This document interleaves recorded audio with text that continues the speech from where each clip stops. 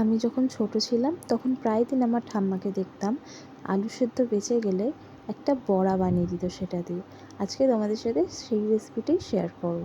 এটা খুব ইজি বানানো। ফার্স্টে আলুগুলোকে সেদ্ধ করে নেবে, তারপর এই যে কাঁচা লঙ্কা আর হালকা নুন দিয়ে যেরকম আলু সেদ্ধ মাখো ঠিক সেরকমভাবেই আলুটাকে মেখে নেবে।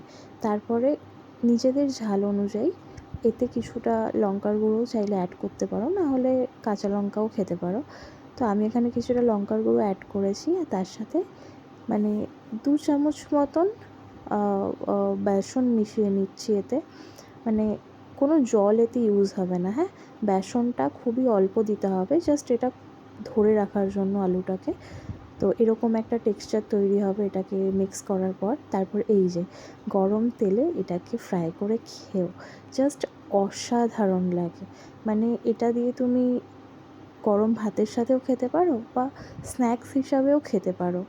আমার তো খুব ভালো লাগে, তাই ঠাম্মার থেকে এই রেসিপিটা চেয়ে আমিও বানিয়েছিলাম। তোমরাও ট্রাই করে দেখতে পারো।